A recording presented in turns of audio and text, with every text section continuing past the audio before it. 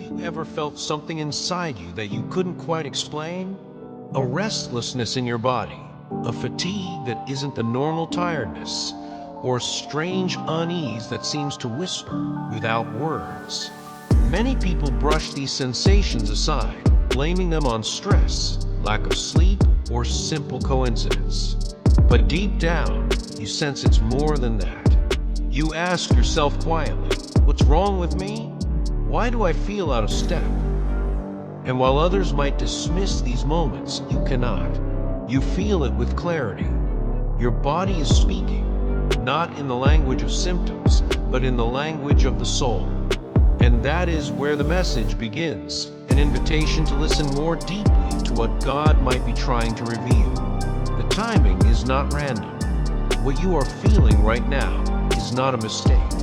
It is not random. Every season of life carries meaning, and the way your body responds is part of that greater design. Think about it. The timing of your weariness, the stirring within you, the sense of being pulled somewhere new.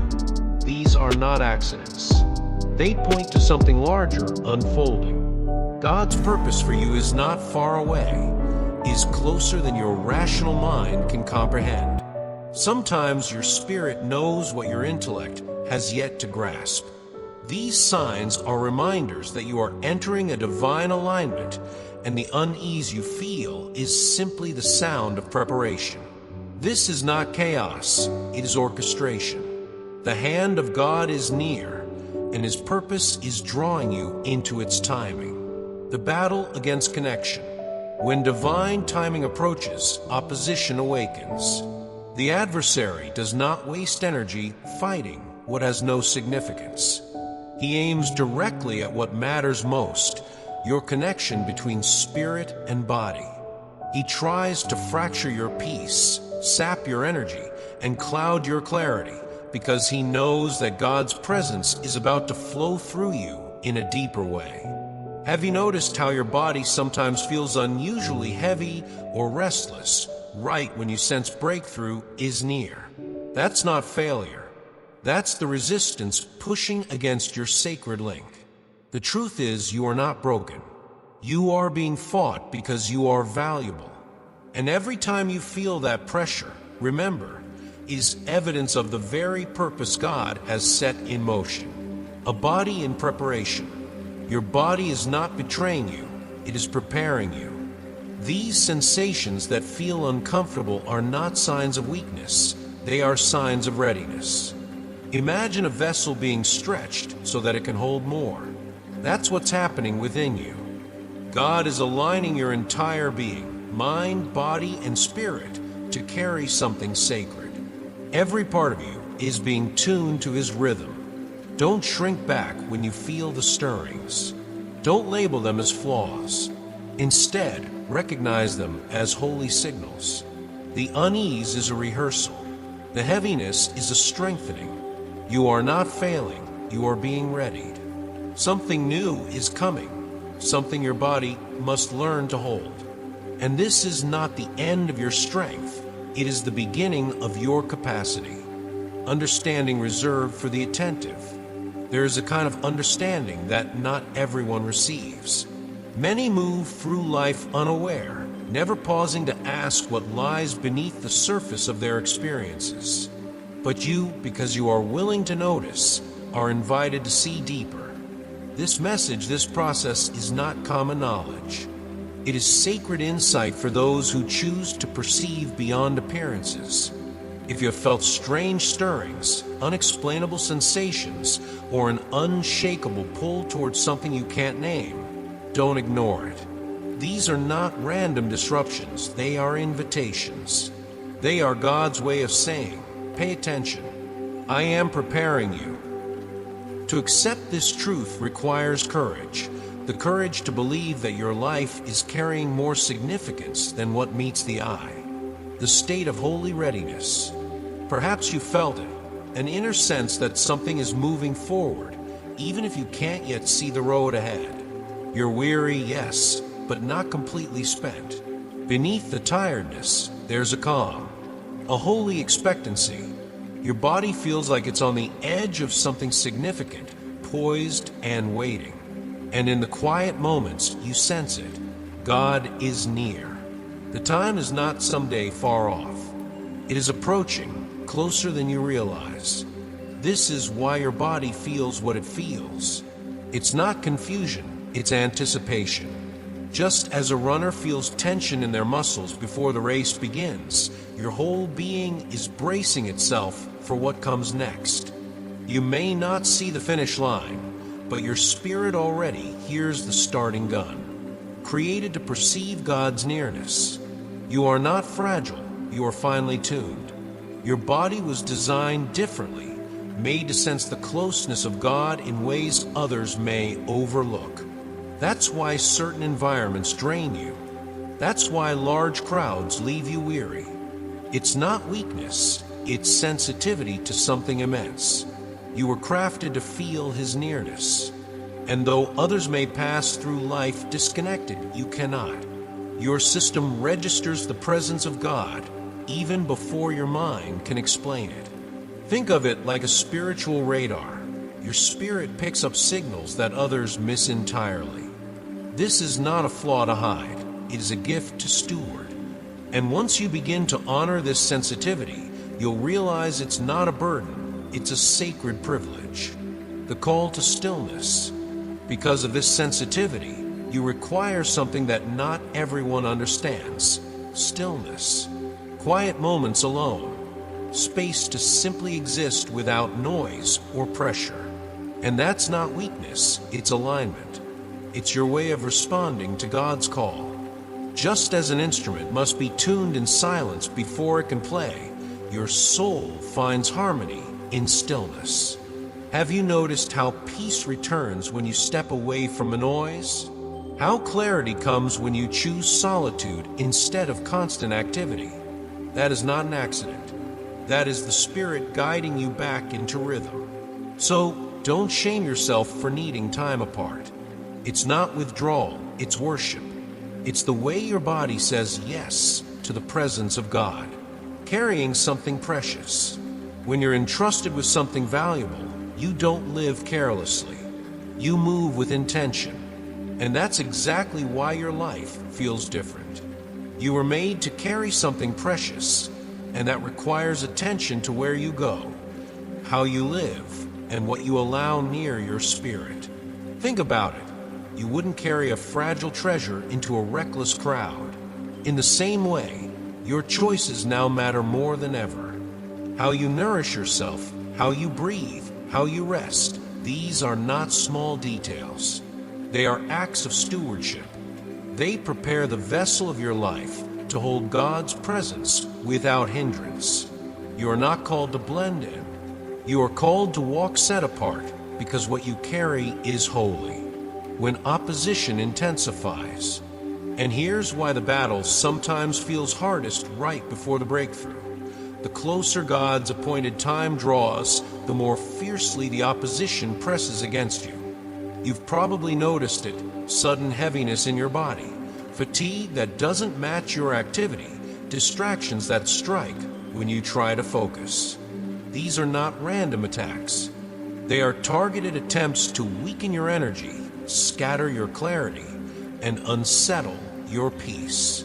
But here's the truth. Every time you feel these pressures, it's confirmation that you are still on the right path. Your body is sensing God's nearness, and the adversary knows it too. So he resists. But don't mistake resistance for defeat. Resistance is often the clearest evidence that the promise is right at the door. Be gentle with your body's clock. Be kind to yourself. You are carrying a fragment of timeless truth, and your body is the first to announce it. Every small change, your sleep shifting, your appetite drifting, your breath slowing on its own, isn't random. It's a bell ringing from within. Prepare, it's near.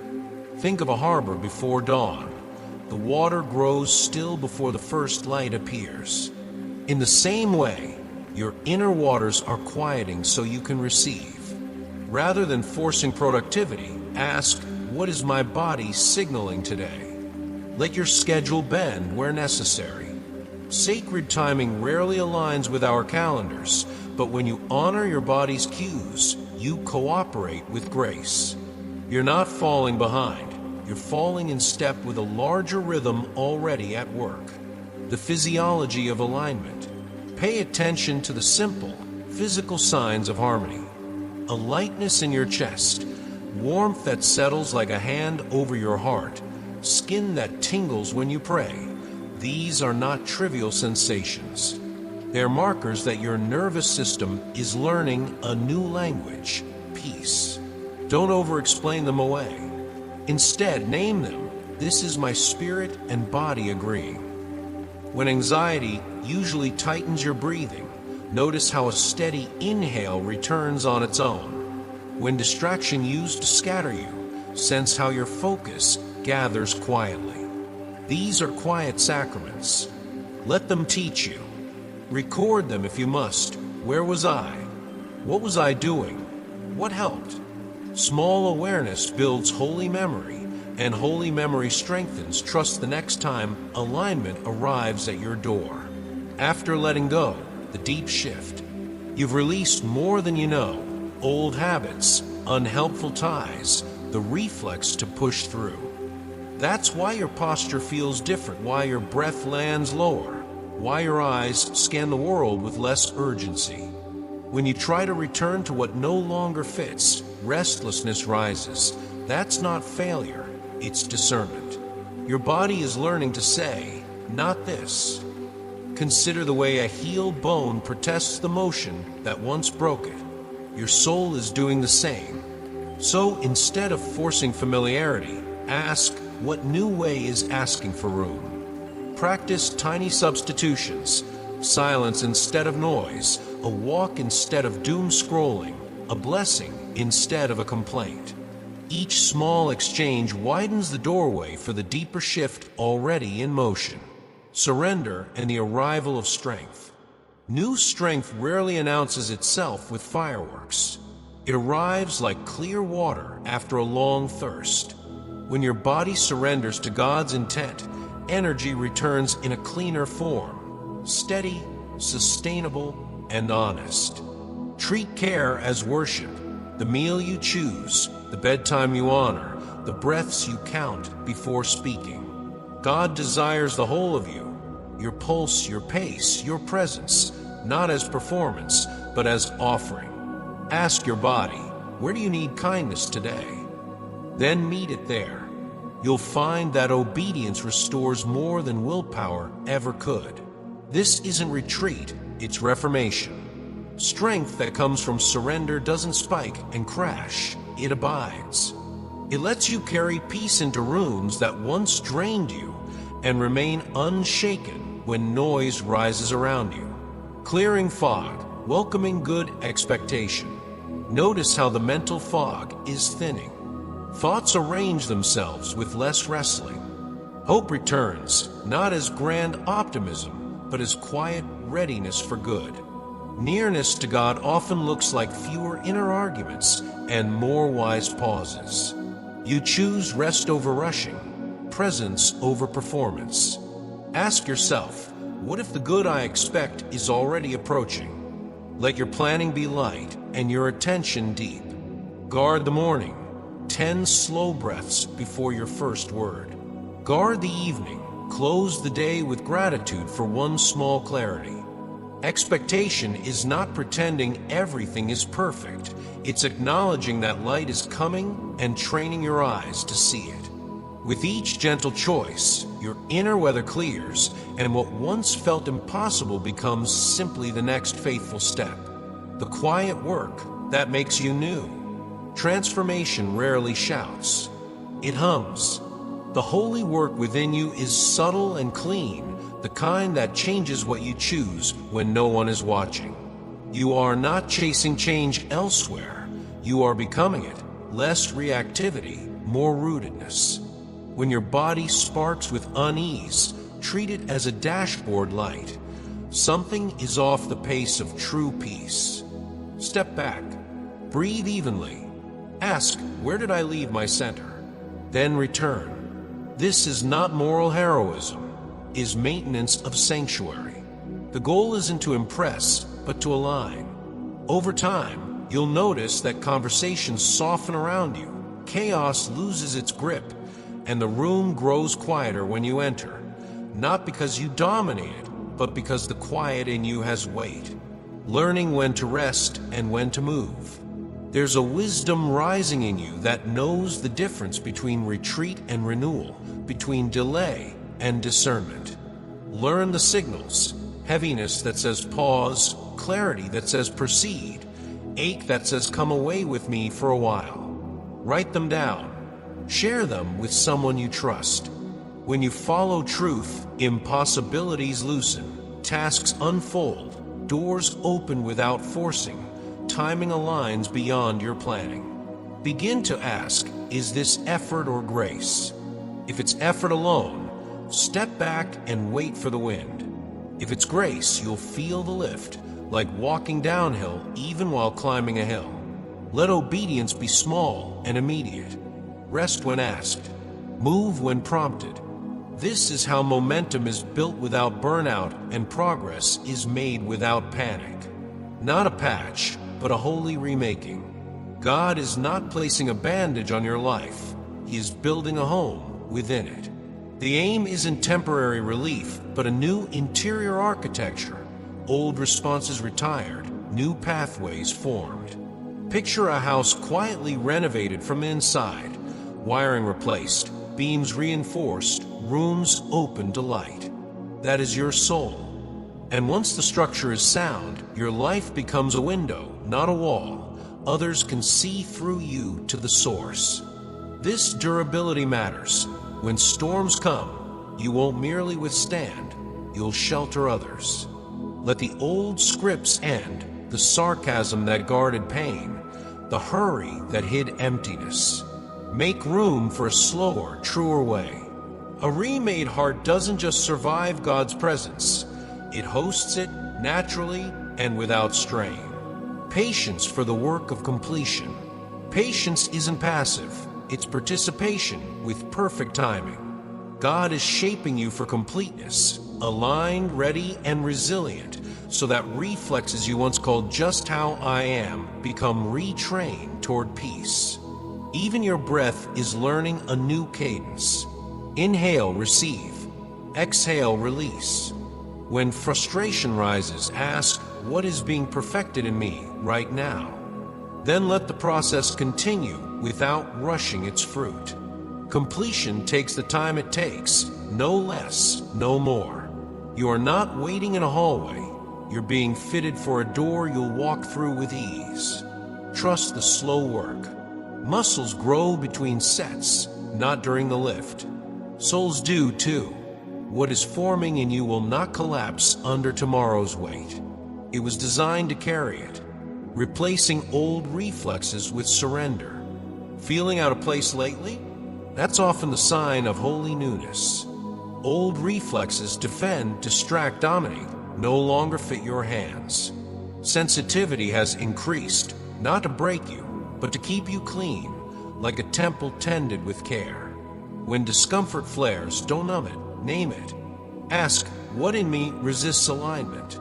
Then surrender that peace, one honest prayer at a time. Practice new reflexes, blessing instead of bracing, curiosity instead of control, silence instead of noise. These aren't theatrics, they're training. Over time, your first impulse becomes trust. Your first motion becomes peace. And the places that once pulled you off-center lose their leverage. You are not becoming smaller. You're becoming clearer, a vessel whose emptiness makes room for holy fullness. When fatigue is misread, what if your tiredness isn't doubt, failure, or sickness, but preparation? The adversary wants you to label holy work as weakness, so you'll step back just when you should lean in. Reframe it. The quiet inside you is not emptiness, it's settlement. People around you will notice before you do. The way conversations soften near you, the way anxiety seems to lose volume when you enter. That isn't performance, it's presence taking up residence. Let the stillness speak for you. When heaviness comes, bless your body and ask, what are you readying me to carry? When clarity comes, guard it. You're not shutting down, you're being stabilized. The Spirit has found a home in you, and homes are built to host peace, wisdom, and the weight of love that steadies a room. Caring for a body with a calling. This isn't self-improvement for a mirror, it's stewardship for a mission. Your body is the instrument God chose to play His song through you. So your choices, what you consume, how you rest, where you spend your hours, are not cosmetic, they're covenant. Ask simple, practical questions. Does this food help me listen? Does this schedule protect stillness? Does this space keep my heart open? Treat sleep like obedience, hydration like gratitude, movement like prayer. Declutter your calendar until there's room for breath. You're not chasing longevity for its own sake. You're preparing endurance for service. And when you honor your limits, you'll find your capacity growing. Your life becomes a clean channel, less static, more signal, so that when God's nearness flows, it meets a vessel ready to pour without leaking. Do not rush the finishing work. You are moving from beginning to becoming. The early work is landing. The outlines are filling with color. Let it finish. Completion has a texture, quieter days, deeper sleep, fewer inner arguments. Receive the invitations of this hour. Welcome new peace without suspicion, new strength without needing to prove it, a new way of living without apologizing for it. Ask, what practices belong to the future I'm stepping into? Keep them, gently but firmly. Retire what no longer serves. You are not losing momentum by slowing. You're locking in gains so they hold under pressure. Think of wet cement. Touch it too soon, and you mar the surface. Leave it, and it sets to carry weight. Don't rush. Let grace harden into structure. Then walk on it with ease. Your body learns the weight of glory. Some sensations have startled you. Goosebumps without a breeze, a quickened heartbeat during prayer, a coolness moving over warm skin. Don't panic. Your body is adapting to indwelling presence. Glory is not abstract. It has weight, and weight is felt. Imagine a bridge being tested before opening. The tremors aren't signs of collapse. They're proof of increasing capacity. When waves of energy rise, breathe evenly and say, I'm safe with you. When stillness covers you like a blanket, don't shake it off.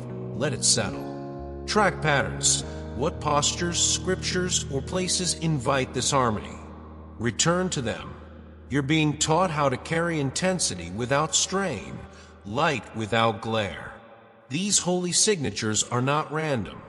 They're your body's new dialect for recognizing when God draws close. Not breaking down, building capacity. When supernatural meets natural, something must yield, and God designed it so your limits bend before they break. Trembling hands, soft knees, shallow breaths. These are not malfunctions but accommodations, like a sail flexing to catch a stronger wind. Don't scold your frame. Coach it. Whisper, steady. Receive. The manifestations may differ, heat for one, tears for another, but the source is the same. Power meeting matter, love meeting dust. Over time, you'll notice the wobble becoming steadiness, the shallow breath deepening. That's capacity increasing. Let humility keep you grounded. Drink water, sit if you need. Step outside for air. Heaven isn't asking you to be superhuman. It's training you to be fully human, responsive and resilient, so glory can move through you without burning you out. Don't hide the holy signs. Shame wants you to mask what God is making visible. Tightness in the neck that loosens in prayer, tingling in your arms when you bless someone, stillness that falls like a curtain, then a warm surge through your chest. These are not oddities to be concealed. They're signs that the kingdom is settling in you. Let them testify. If tears come, let them flow. If silence descends, keep it. If your body bows, don't fight to stand. Your dignity isn't threatened by surrender, it's revealed by it. Explain little. Name it simply if asked. I sense the Lord's nearness. Then return to listening. Hiding will only choke the river. Honoring what happens will widen it, so others can drink from the peace you've learned to carry. A called season of rest and fasting. You're not being lazy, you're being led. Rest is not the absence of work, it's the habitat of restoration. And fasting isn't a stunt, it's a reset. After heaven presses in, the body needs simpler inputs, fewer words, lighter meals, unhurried mornings. Choose a fast that fits your frame, food, media, hurry, and hold it with kindness. Use the saved time to breathe, read slowly, or sit in silence. Notice how your senses recalibrate, taste sharpen, hearing clears, prayer becomes clean. Resist the itch to fill the quiet with noise. Think of it as Sabbath training for your cells, a recalibration of appetite and attention. The goal is not deprivation, it's availability. You're giving your whole self back its sensitivity so presence can dwell without interference. Learning the flow of the unseen. When you pray and warmth rises, or your hands tremble, or deep stillness covers you, don't clamp down, cooperate. The river doesn't need your control, it needs your consent. Try this simple liturgy. Notice, name, nurture. Notice what's happening without panic. Name it honestly, heat, trembling, peace. Nurture it with breath and gratitude. If distractions come, let them pass like clouds. You're learning to host, not hype. Trust nearness more than noise. Afterward, debrief with God. What opened this? What dimmed it? Over time, you'll discover gentle practices that keep the channel clear. Confession, blessing your enemies, unhurried scripture, walking without your phone. The goal isn't dramatic moments, it's durable flow. Presence moving through ordinary hours like a steady underground stream. Presence carries authority. Authority isn't volume, it's alignment. Because the one within you holds all power, you may speak to your own body with calm certainty. Peace, be still. Breath, be steady. Heart, keep time with grace. This is not self-hypnosis, it's stewardship under a higher name. Remember, your calling is whole self-presence, not just persuasive words. Rooms change when a life at rest enters. Sickness, fear, and confusion often seed ground first in the atmosphere, then in the details. So practice gentle command over your schedule, your posture, your attention. Bless your home aloud. Pray over your hands before work. Put your feet on the floor in the morning and say, I stand in your purpose. Authority grows as intimacy deepens, and intimacy grows where obedience stays simple. The waiting was a cleansing. Delay was never denial, it was detox. God cleared what couldn't travel with you, attachments, patterns, borrowed comforts, quietly, in stages. That's why fatigue lingered, why old pleasures faded, why your interests turned toward stillness. It wasn't apathy, it was purification. Picture a river after a storm. The water runs muddy before it runs clear. Your soul has been settling. Name the evidence. Lighter burdens, cleaner appetites, quicker repentance, truer laughter. If grief rises for what you lost, bless it and let it pass. You were protected while the clearing happened, doors that didn't open, crises that never landed. Now travel light. Keep only what helps you remain available to God. The road ahead will ask for clarity, not clutter, and you have room for it now. Protected while being lightened. Some losses surprised you. Relationships loosening, opportunities passing, old certainties slipping away. Yet notice what followed. Your load became lighter. Doors that would have drained you simply didn't open. Problems that could have crushed you somehow missed your address. That wasn't random, it was protection. God cleared space so strength and light could take up residence. Think of a craftsman emptying a room before bringing in new foundations. Grieve what left, but also bless the mercy in the leaving. Ask yourself, what weight did I stop carrying? What weight was never mine? As you release the unnecessary, your spine straightens, your breath lengthens, and your steps find quiet power. You are not being deprived, you are being prepared.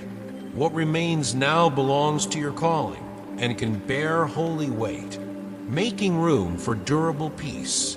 Peace that lasts does not demand effort, it asks for room. The cleared spaces in your days, unclutter mornings, honest pauses, unscheduled evenings, become chambers where clarity gathers. You notice your chest loosening without trying, your thoughts aligning without wrestling. Hard things still visit, but the deep place in you no longer flinches. Practice simple hospitality toward peace. Keep a chair open for silence. Protect 10 unrushed breaths before your first message. Walk without your phone and let your eyes widen. This is not avoidance, it's agreement. You're creating interior conditions where wisdom can stay, not just pass through. Peace becomes muscle memory, returning more quickly after disruption. And when storms come, your soul will not be startled by its own steadiness. It will recognize the landscape it has been living in all along. The holy power of yes. Every time you choose what serves your spirit over what flatters your appetite, you become stronger in the right direction. Your yes might look small, 5 minutes of scripture instead of 5 more headlines, naming gratitude instead of nursing a grievance, telling the truth gently instead of performing. Yet these choices teach your nervous system new reflexes. They engrave quiet pathways where presence travels easily. Ask, what is one small yes today that aligns me with God? Then keep it without fanfare, without counting. Over days and weeks, your inner posture changes. Resistance drains from your shoulders. Courage rises without drama. The miracle isn't that you do more, but that you carry less noise while doing what matters. Yes is not loud. It's loyal. And loyalty opens doors effort never could. Readiness for the unscripted. You are being readied for rooms you haven't entered and assignments you didn't plan. The preparation is not aggressive, it's clean. Surrender has cleared the channels so your presence can shift atmospheres without striving. Keep the conduit open. Let go quickly. Return to stillness often. Rely instead of pretend. When a surprise appears, an unexpected conversation, a need that wasn't on the schedule, ask, is grace rising here? If so, step in with the authority of someone who rests. You don't bring fireworks, you bring oxygen. People will breathe easier around you, and problems will sometimes unwind without explanation. Don't hoard outcomes. Offer your calm and your faithful attention, then release results to God. The less you push, the more clearly His strength will be felt through you. That is readiness. Set apart to become a sign. You weren't separated to be distant. You were set apart to be useful. Each time you turned from distraction, the nearness of God thickened, and what once ended with you began to flow through you for others. Think of irrigation. Channels carved by quiet choices now carry water into dry places. Your task is simple. Keep the channel clear. Resist cynicism. Refuse comparison. Bless what you don't understand. When someone weary stands near you and finds their shoulders lowering, that's the sign. When a frantic room grows attentive, that's the sign. You don't manufacture it, you host it.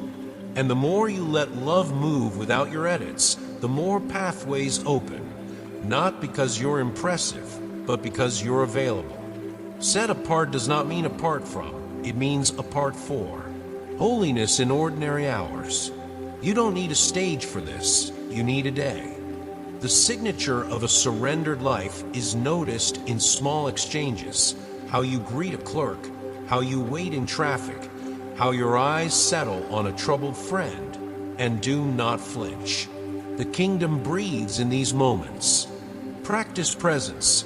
Listen with your whole face. Taste your water. Say a slow blessing under your breath as you wash a dish. These aren't quaint habits. They're sacraments of attention that keep your interior lamp trimmed. Watch how conversations deepen when you give them your unhurried gaze. Watch how anxiety loses its script when you refuse hurry.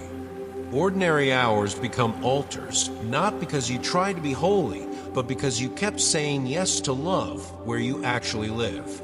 Revealed to awaken, not to impress. Visibility is arriving, not for applause, but for awakening.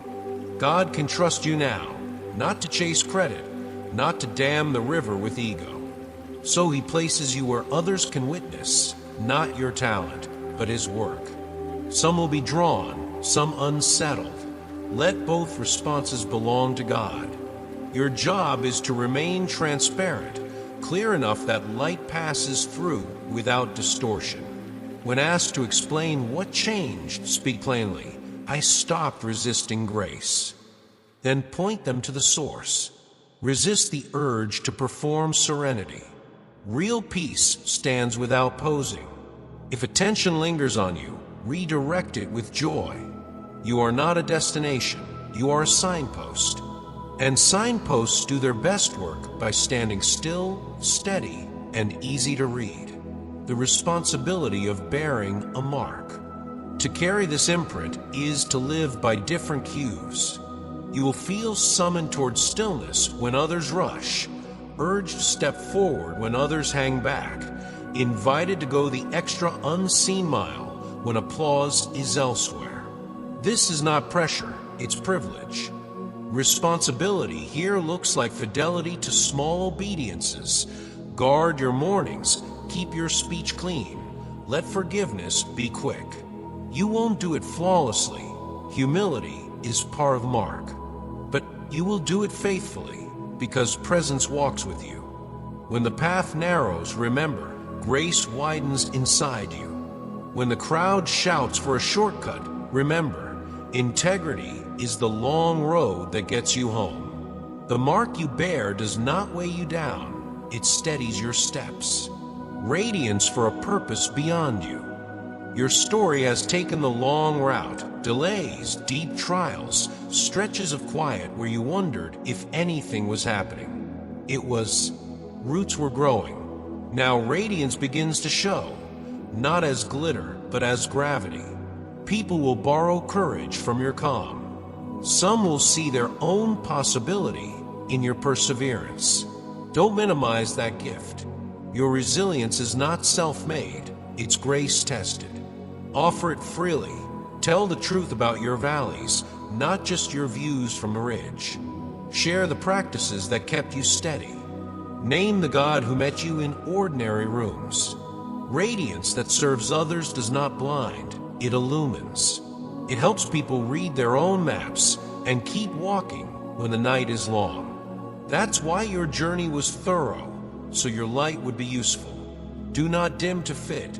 You are not being asked to shrink to keep the peace. Peace that requires your smallness isn't peace, it's control. Let the work of God in you be visible, your steadiness, your clear eyes, your slower pace. You don't need to explain it, only embody it. Some will misunderstand, bless them anyway. Others will exhale, walk with them. When invited to mute your conviction, smile and remain bright. Bright does not mean loud, it means clear.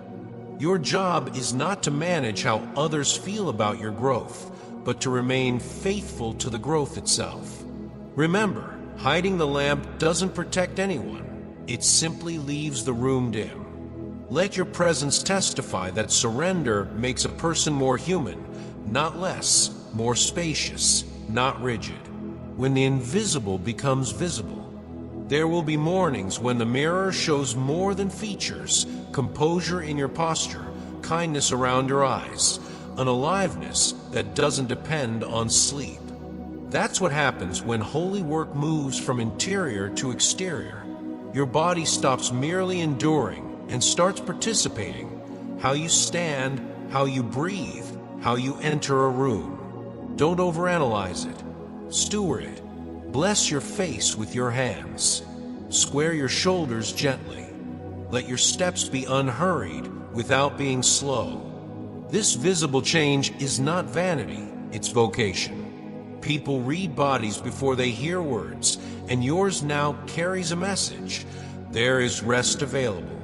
When fatigue visits, return to the practices that formed you: breath, scripture, quiet honesty. The glow is not a performance, it's a byproduct of presence. The benediction and the next yes. Your willingness to listen this far says much about the depth God has planted in you. Receive this plainly. You are being made whole, and the work is not fragile. Do not hurry it. Do not relapse into the old patterns that numbed you.